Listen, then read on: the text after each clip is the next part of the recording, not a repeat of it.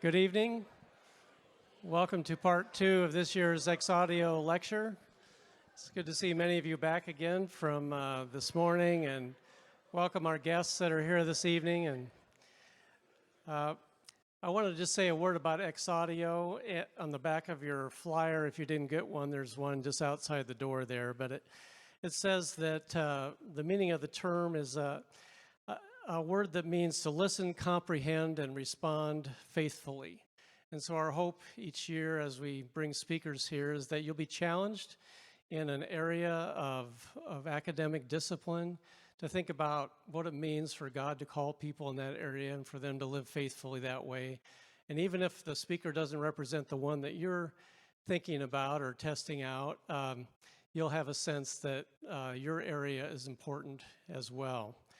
So for those that weren't here this morning, I'd like to again say a little bit about our speaker as just before he comes to speak to us. So Dr. Lee Camp is professor of theology and ethics at Lipscomb University in Nashville, Tennessee.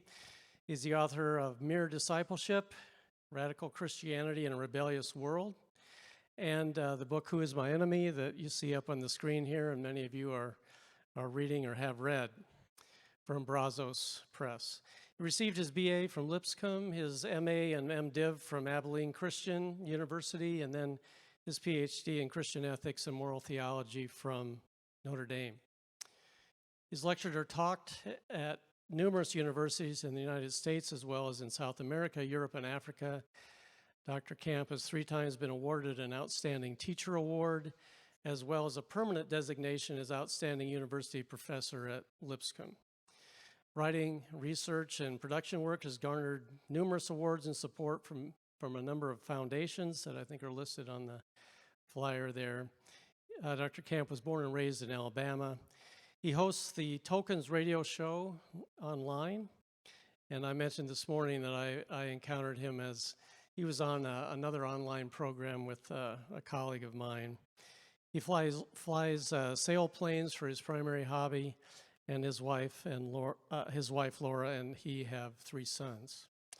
So this evening, his message is concerning reflections on Muslim-Christian relations in America. So please welcome Dr. Camp. Thanks again. Good evening. Grateful that you all are here with us this evening, and for those of you who have come back from earlier today. I mentioned today earlier in the 10 o'clock session that one of the things that has been surprising to me about a vocation in theology is how contentious it can be, and how, especially in the Bible Belt, how people, it's one of the most hotly contested areas of popular culture in Tennessee and in the Southeast. I don't know if it's that way here or not. We have a little story we tell about trying to help people realize how contentious this stuff is. There's the old tale about this a preaching contest, that there was a Pentecostal preacher, there was a Catholic priest, and a Jewish rabbi who were all bragging one day about who was the best preacher. And so they kept going on and on and on about which is the best preacher. And finally they decided, well, the way to settle this is for us simply to have a competition. And so let's try to figure out some sort of competition for preaching, and we'll figure out who's the best. And so they thought about it at some length, and then they finally decided, here's what we'll do. We'll go out into the woods for a week. Each of us will try to find a bear. We'll preach to the bear, see if we can convert the bear, see what happens, and come back and report on it. So they say, okay, that's what we'll do. So they go out into the woods. They come back a week later, and Father O'Mallory reports, oh, boys, it was marvelous. I went down into the woods. I found myself a bear. I went to him, and I proclaimed to him from the catechism, and I sprinkled him and gave the waters of baptism, and then I gave him the Eucharist, and it was marvelous.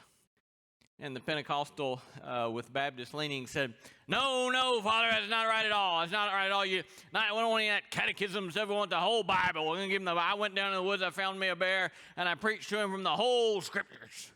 And then I took him, down into the river, and I didn't want any sprinkling. I wanted to fully immerse the bear, so I took him down in the river, and I got him all the way under the water. I brought him up. We talked about the bear lying down with the lamb. We sat there, and we had communion, and it was just marvelous. It was just marvelous. And they look over at the Jewish rabbi, who was in a full body cast, and he says, well, maybe on second thought, it would have been best if I had not started with circumcision.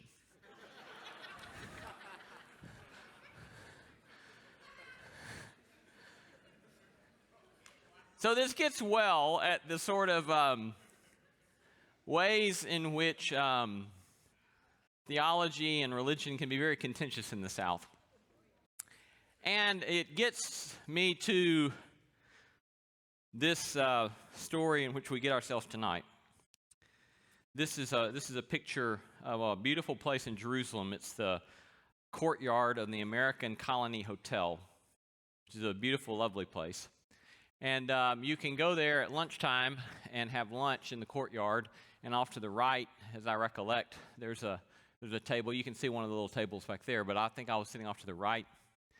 And I was there in Jerusalem working on research for this book. And there was a very esteemed Muslim theologian taught at Al-Quds, and now he teaches at the mosque that's on what Jews and Christians would call the Temple Mount. And we had just kind of sit down to eat, and this was not our first time to discuss and have conversations, but we had not sat down very long over lunch. And he got started talking about the First Crusade, when the Christians came in from Europe into Jerusalem. And he looked at me with a great deal of somberness and said, "Did you know that the Crusaders ate the Muslims?" And I was able to say, I just read that yesterday. Now, I can assure you, even though I had at that time 3 master's degrees and a PhD, that nowhere in any of my church history classes had I ever been told about what appears to be historically validated account of the fact that Christians cannibalized Muslims in a little village called Mara right before they came into Jerusalem. That's not a story that we Christians tell each other, right? But it's a story Muslims tell each other. And I set that up to say that one of the things that's very important for us is to pay attention to the stories that we tell, because the stories that we tell inform the way we react and respond to other people, and they profoundly shape the way in which we see the world. Now, the reason I had ended up in Jerusalem working on this project was because I had been invited to an interfaith gathering on my campus. And it was a gathering of Muslims, Jews, Hindus, Buddhists, Christians, and I was invited to come talk about the theological convictions of Christians, which give us a sort of deep set of resources to do hospitable theological interfaith dialogue. And so I had done my thing that day, done my lecture, and there was, for whatever reason, I don't know why the people who put this on decided to do this, but they had a lot of press folks in the room. And at the end of the day, I got a telephone call from a reporter from the local newspaper, the Tennessean. And I could tell that she was honestly trying to understand what I was saying, but I had asked these sort of provocative rhetorical questions about the relationship between Christians and Muslims. And I'd asked, for example, the rhetorical question, why should a Muslim ever trust a Christian if blah, blah, blah? And I had said things like, I don't know how Muslims could ever trust Christians if we don't give up our belief in imperialist forms of Christian faith and things of that sort. And so she's asking me these questions, and I try to respond, and I can tell she doesn't quite hear what I had said, and so I better take a little bit of time to try to explain. So we spent 30 or 45 minutes on the phone at the end of the day. The next morning I got up, and I thought, I maybe should go out and make sure I check the newspaper before I go into school. And so I went out at the end of my driveway, and I picked up the newspaper. And to show you how big a deal religion is in Nashville, on the front page, on the top fold, was a headline that read, "Theologian says Christians must let go beliefs to get along with Muslims." And I thought to myself, oh Lord, I hope that's not talking about me. And first paragraph, Lipscomb professor Lee Camp says, and I said, oh no. And I got a little further into the story, and I said, oh no. And then I uttered an expletive and said, well, I got to go in and tell my wife. And so it was very early in the morning, and I went in, I woke my wife up, and I said, you need to read this story. And so she looks at the headlines and reads the first paragraph, and she says, oh, Lee, this is bad. And she gets midway through the story, and she says, oh, Lee, this is really bad. And she gets to the end of the story, and she says, oh, Lee, you're going to lose your job today. And so I go into school.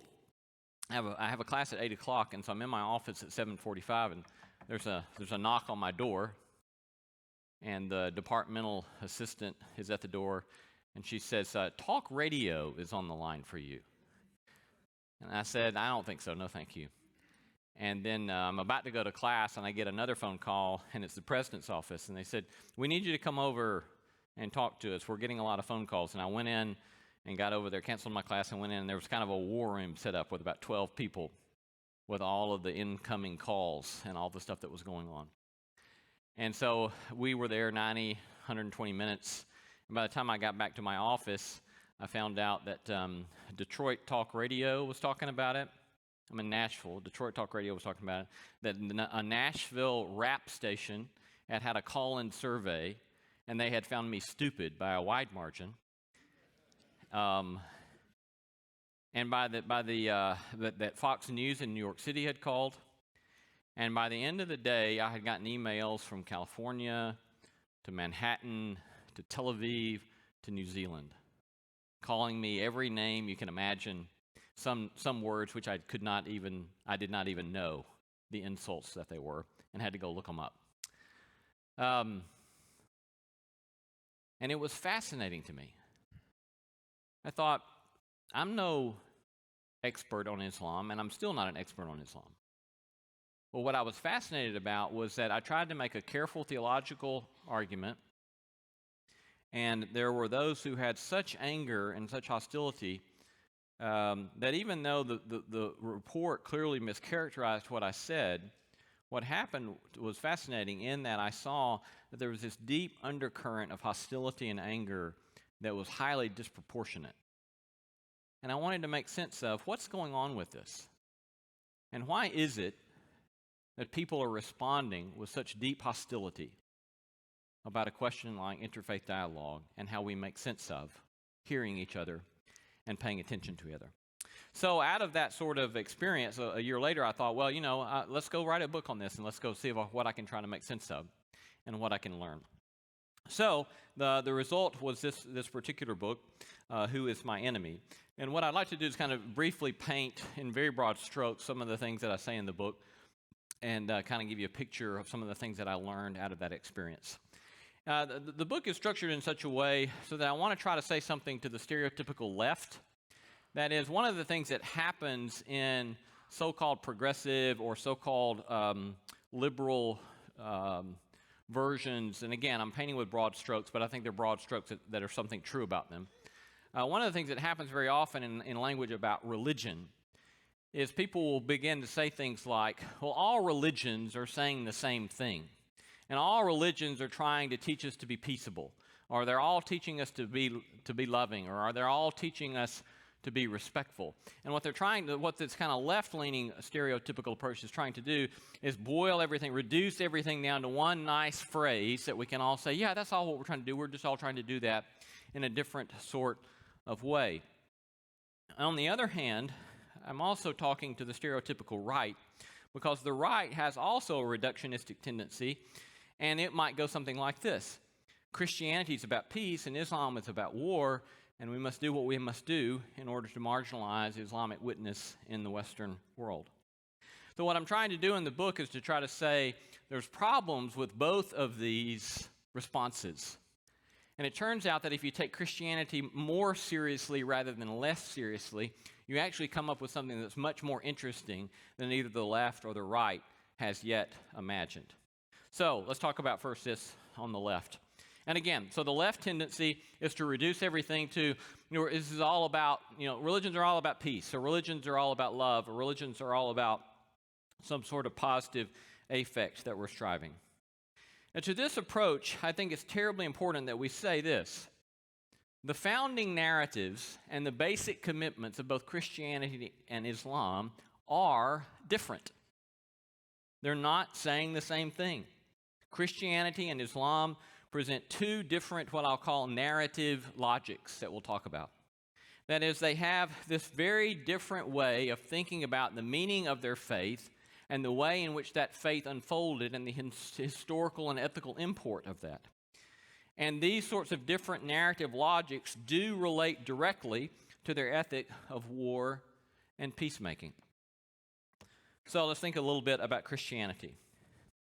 What I would suggest to you, for those of, and this is not going to be surprising for some of you in thinking about Christianity, but as I try to play it out here, that in Christianity we have a picture of Jesus as king, and this Jesus as king is very concerned with justice and righteousness. As I said this morning, you can just as well translate the passage in the Sermon on the Mount, seek ye first the kingdom of God and its justice, as you can translate it righteousness. And I think sometimes we like the language, seek ye first the kingdom of God and its righteousness, because it has a sort of religious connotation that might not be as threatening to us as Jesus saying, seek ye first the kingdom of God and its justice.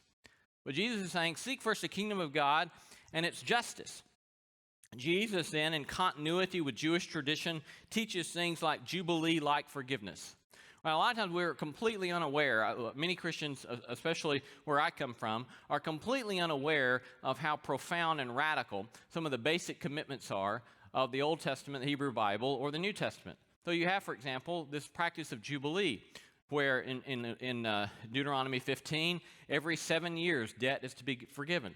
Every 7 years, if a slave has come to you because they have fallen into debt and then into servitude, you let them go. Every 7 years, the land is to lie fallow. You trust in the provision of God rather than the working of your own hand. Or the mother of all Sabbath practices is that of Jubilee, that every 50 years, every 7 years, the land is to be redistributed to its original landholders. Now, there's a radical economic practice.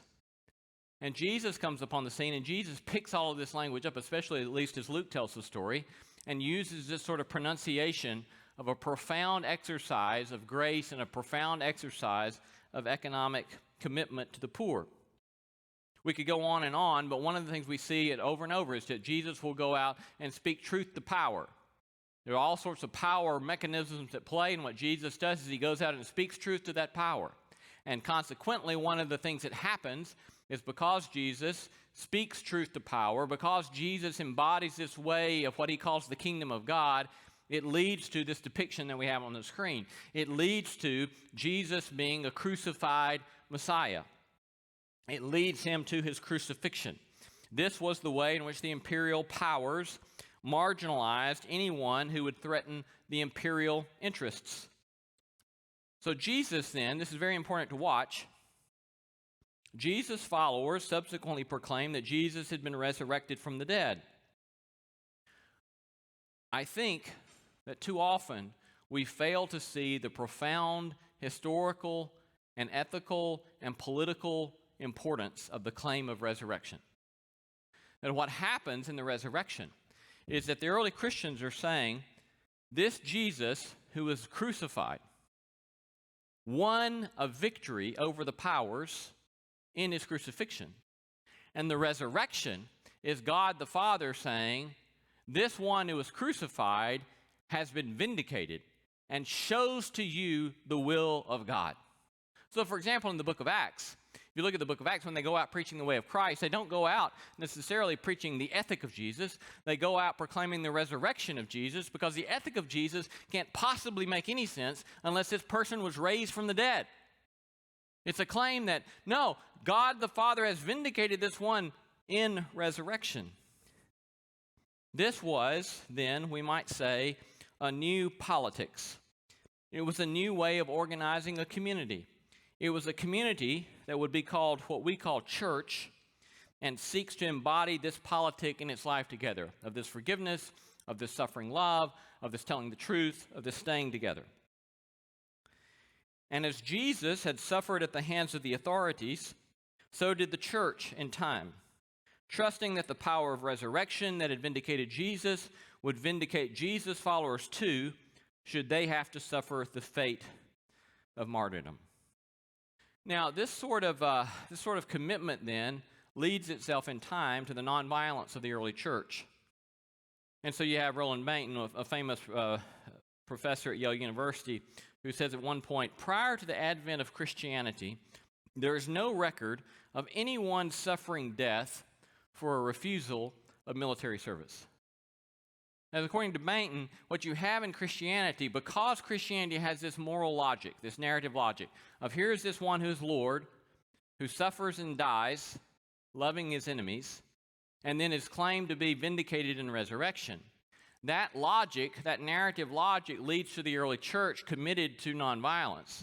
So that Bainton says this is a new thing that's happened in human history. That prior to this time, we don't have a record of people dying for a refusal of military service. Well, let's turn on then to think a bit about Islam.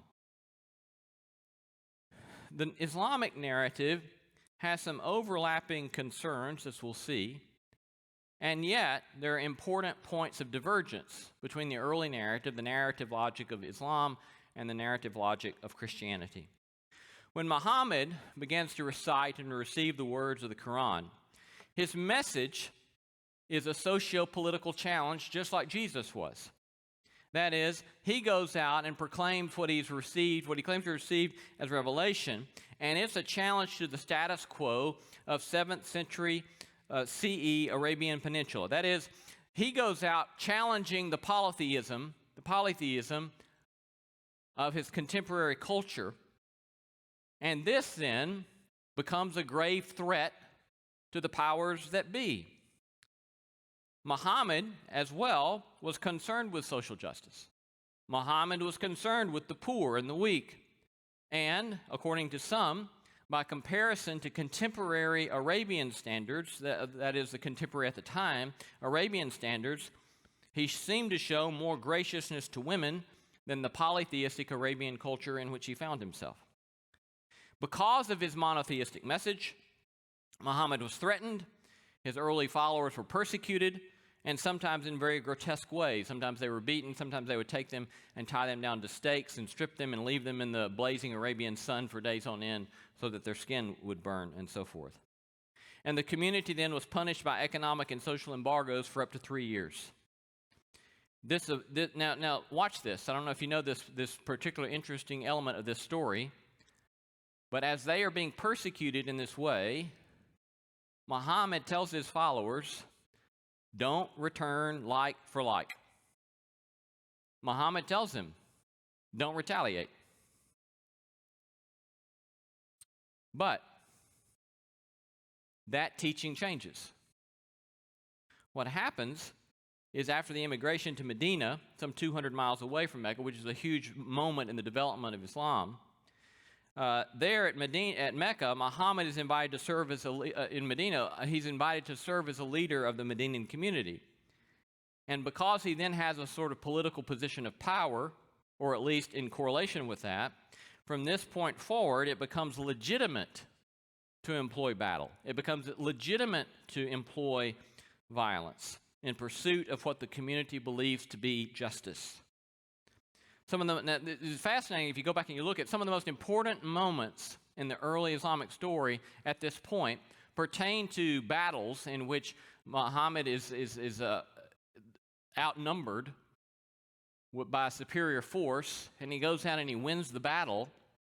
And the fact that he wins the battle in an unlikely fashion, watch this, the logic, because he wins, and it's unlikely that he would win, that victory is understood as vindication that God is on the side of Muhammad. So in other words, whereas Jesus was victorious through cross and vindicated in resurrection. That is, the Christians claim Jesus was victorious in defeat because it was obedient, and vindicated in resurrection. The logic here in the early Islamic story is that Muhammad was victorious in victory and vindicated in victory. You see the difference of the logic? It's terribly important to try to get your head around that. So when Muhammad then returns sometime later to Mecca, he does so accompanied by 10,000 troops, but the city then receives him without a fight. So look at this surah from the Quran. That's from this later period. O ye who believe, retaliation is prescribed for you in the matter of the murdered, the free man for the free man, and the slave for the slave, and the female for the female. And there's life for you in retaliation, O men of understanding, that yet ye may ward off evil. So John Kelsey, who has written a seminal work on comparing war and Islam, or working on war in Islam, says this. He says that a notion of justifiable war, that is, again, the notion of justifiable war is that war is bad, but there are certain circumstances in which it's justified. And so Kelsey says that justifiable war is an aspect of the foundational narrative of Islam. Now, let's sum up. The base founding narratives of the two traditions are different, but both are concerned with justice. Both seek the goal of peace, but Jesus advocates the way of non-retaliatory suffering love, and he is killed. And his followers claim he is vindicated in the resurrection. Muhammad advocates the way of just employment of military might in service to justice, and he employs this method, and he is victorious in his battles. And his followers claim he is vindicated by his victories. But both are concerned with the establishment of a just and peaceable order, but the two different traditions began with two different means of the pursuit of this social order. So another kind of way, I think it's terribly important that we see that while there are common concerns for the poor, common concerns for social justice, it's terribly important that we see the difference between these two very different sorts of narrative logics. So another way to put this is this. Christianity claims that Jesus is victorious in defeat. Christians claim Jesus is victorious in crucifixion and vindicated, as we've said, in resurrection. Moreover, then, the way of the cross becomes normative, becomes the standard for the followers of Jesus. But the Islam and the Quran claims that Muhammad in battle is shown to be a faithful prophet of God precisely in the overcoming of great odds in battle, and is vindicated in his victory. Moreover, that employing the sword on behalf of justice becomes normative for the followers of Muhammad. Now, some of you may not know this, but the Quran claims that Jesus was not crucified, while also saying that Jesus was a faithful prophet of God. Matter of fact, some Muslims expect at the end of the age for Jesus to come. So you have in very common strands of some common strands of Islam is sort of upholding the prophetic nature of Jesus, but saying, but Jesus was not crucified. But try to think about how this logic might fit together. And I've yet to have a Muslim say I'm reading it wrong. I may be, but I haven't had a Muslim, and I've had some prominent Muslims read this, and they haven't told me I'm reading it wrong. If your assumption is that if you're a faithful prophet of God, you will win your battles, and you believe Jesus is a faithful prophet of God, then what must you conclude? Jesus was not crucified. And that points then to this very important difference between these two stories. Well, that's some of the things I think that are very important for us to say to the stereotypical left. These are two very different stories. There is some common overlap, but there's two very different stories. What about to the stereotypical right? And again, on the right, you have this sort of reductionistic tendency that sees Christianity as superior to Islam, Christianity being about peace, Islam about war, and then a sort of attempt to marginalize Islam or marginalize Muslim communities, or to see them especially as warmongering and using fear-mongering as a way to marginalize. I was doing some of this material years ago before this book came out, and on July the 4th of all things in Nashville, and at the room was packed. It was kind of standing room only crowd, and at the end of the lecture, this woman raised her hand and she said, "What are we supposed to do about all these Muslims on 12th Avenue who want to kill us?" 12th Avenue is just like 2 blocks from our campus, the Nashville Islamic Center. And her assumption was, well, they're Muslims, and they're down the street, and they want to kill us. So there's this sort of reductionistic tendency to, this is what it boils down to, is this grave sort of threat for us personally, and this grave sort of threat for where we see ourselves here. Well, let's think about this a bit and see what sorts of observations we might need to make. Well, one of the first things I think that's really, really important for us to say to the stereotypical right is you're wanting to say that Jesus is superior, and you're wanting to say that there's such difference that these can't possibly have any sorts of overlap, and you're wanting to uphold the importance of Jesus, and yet stereotypically, very often on the right, it's not the nonviolence of Jesus that you're actually paying attention to. That is, I think if we really want to take seriously the difference between Islam and Christianity, the difference is that a principled commitment, a theological commitment to nonviolence, and yet it's very often the right that wants nothing to do with that. Am I making sense? So then we have this sort of difficulty first there. Moreover, then, we find that Christianity in these sorts of contexts often gets used to legitimate difference.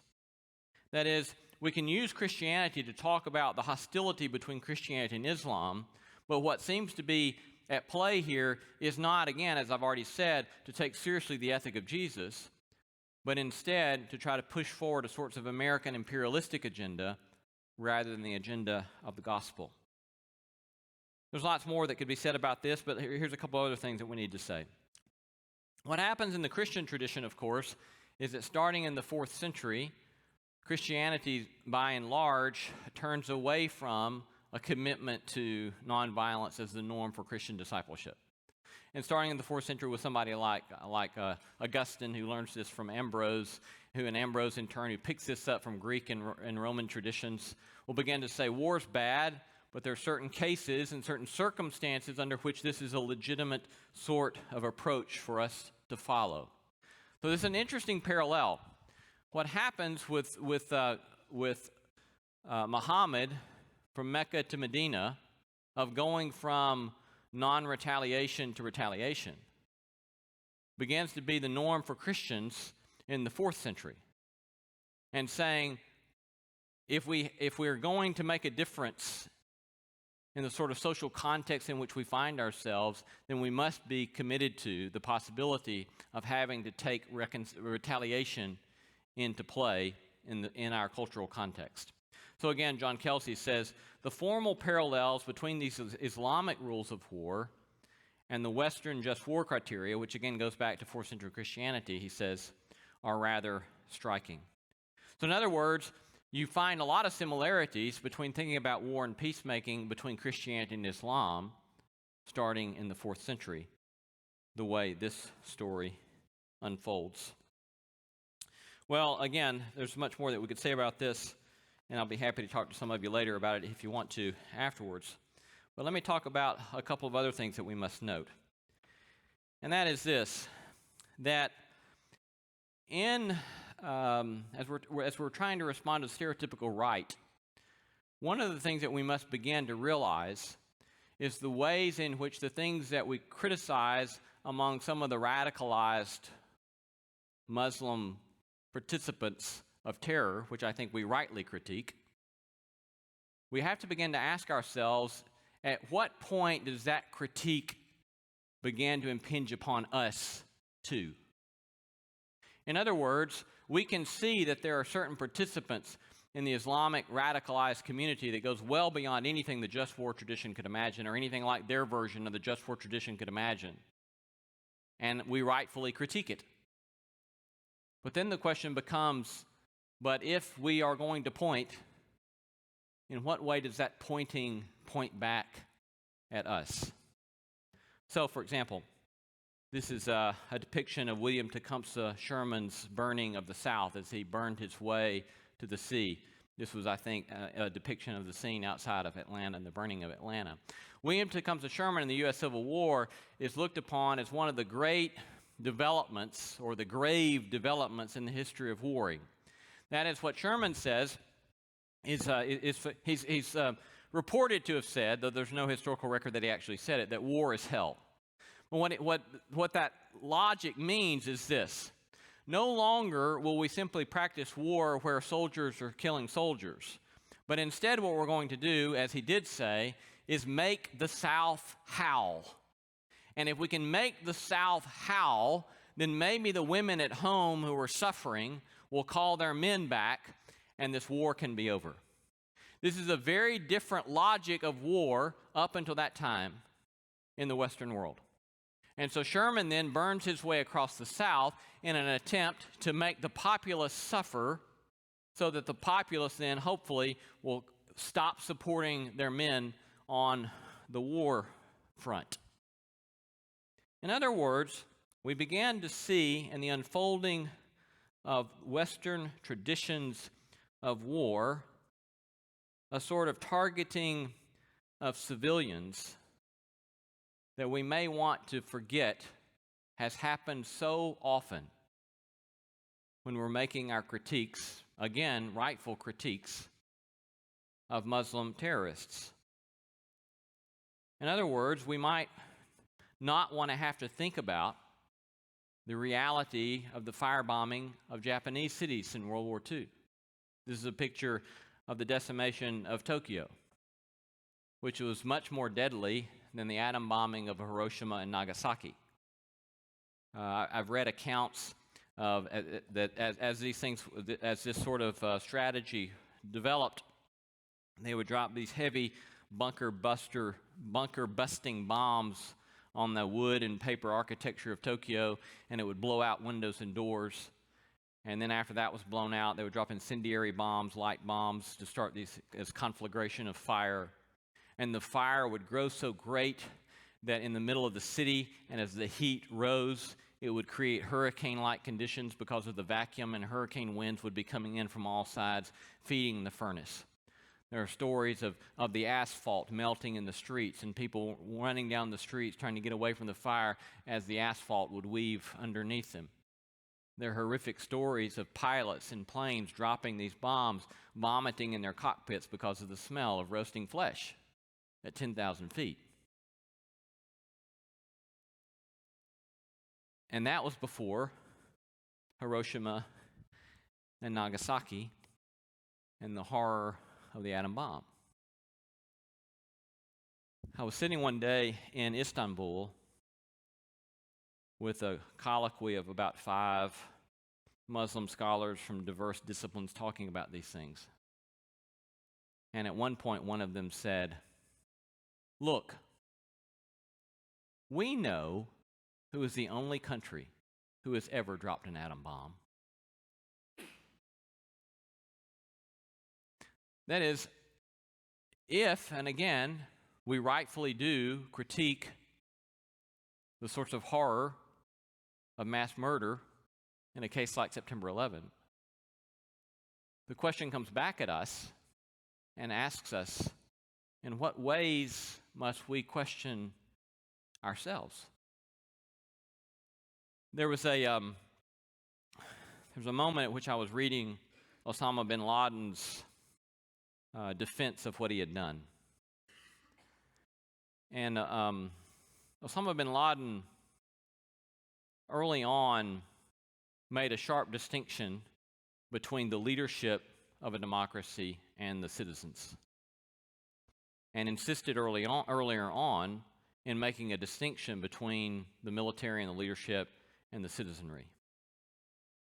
But in time, he begins to say, as some Western democracies have said in propagating some of their wars, that if the population won't do what they have to do to overthrow their leaders, then they become a legitimate target.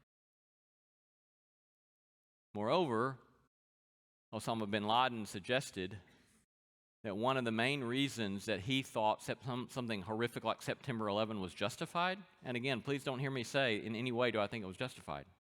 We're trying to understand his logic, right? He said, you're killing children in Iraq. And because you're killing children in Iraq, and you won't do anything about making your leaders stop killing children in Iraq, you become a legitimate target for warring. And some of you may think, I don't know what you're talking about killing children in Iraq. And that's true. Most of us didn't know anything about killing children in Iraq. But there was a UN report that came out after the first Iraq war. The UN and the U.S. imposed economic sanctions on Iraq. And it was sanctions upon things that would help them rebuild the infrastructure of their country after the first war. So what happened in the first Iraq war is that they went in and they bombed out electrical power grids, they bombed out water systems like William Tecumseh Sherman would have done in the South, right? And then they set it up so it would be illegal to get the replacement parts that were needed to replace and fix these things. And so you have children, for example, that are drinking dirty water. So they're suffering from diarrhea and dysentery. Some of the antibiotics that would help with this are also on the embargo list. But thousands and thousands and thousands of children are dying. And the UN comes out with a report that says 500,000 children have died in Iraq, age 5 and under. 500,000 children have died in Iraq because of the UN sanctions. Iraq comes back and says, no, it's 900,000. And the U.S. comes back and says, no, it's 200,000. But listen to this. Madeleine Albright, who at the time was an ambassador to the UN, she's on 60 Minutes. Leslie Stahl's interviewing her. And Leslie Stahl says to Madeleine Albright, we hear that 500,000 children have died in Iraq because of the sanctions. And Madeleine Albright says, quote, we think the price is worth it, end quote.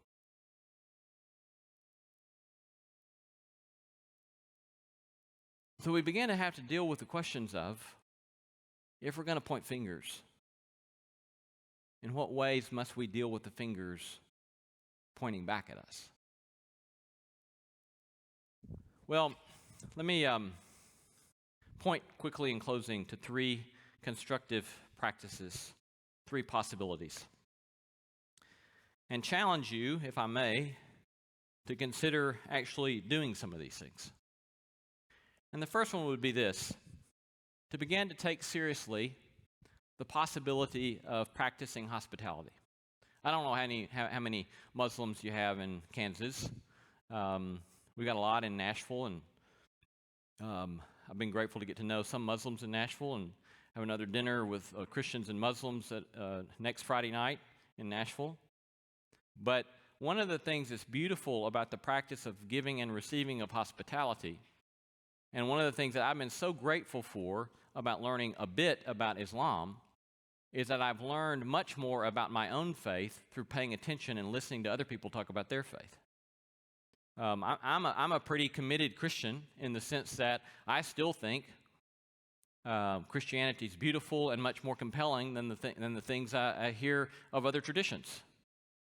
But nonetheless, what's happened is that I actually understand better what Christianity is because I've listened long enough to Muslims talk about what their faith is and other people talk about what their faith is in this exercise of hospitality.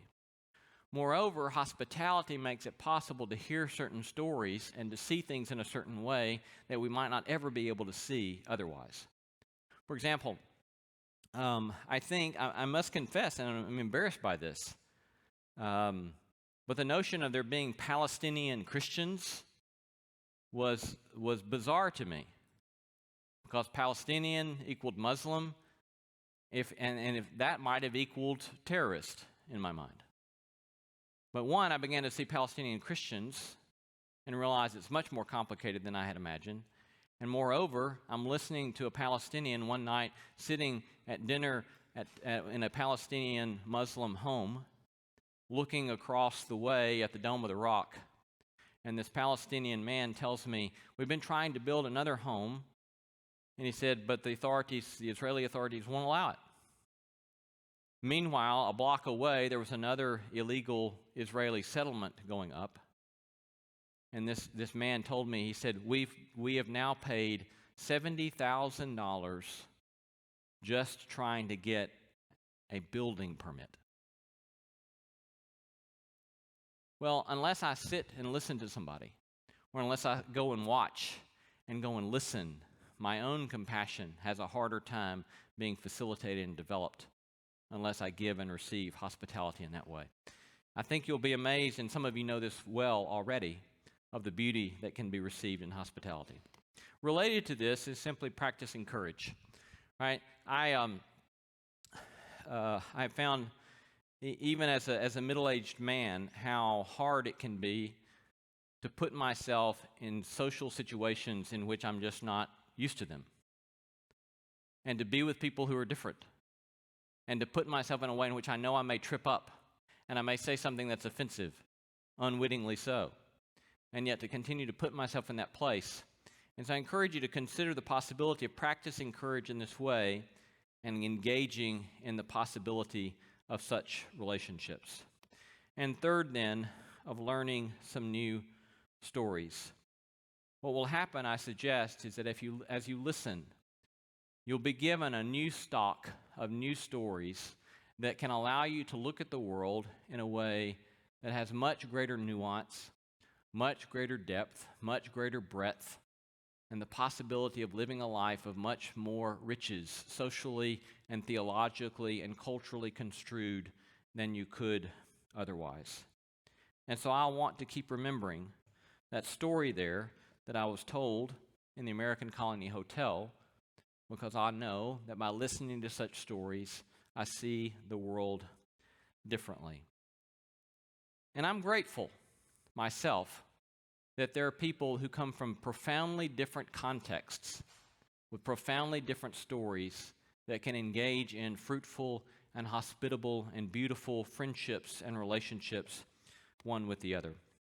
This is a picture of the Church of the Holy Sepulchre, one of the most significant places, obviously, in the Christian tradition where it's remembered both the crucifixion and the resurrection of Christ in Jerusalem. There's a famous story about the first caliph who came and conquered Jerusalem as Islam spread northward out of the Arabian Peninsula.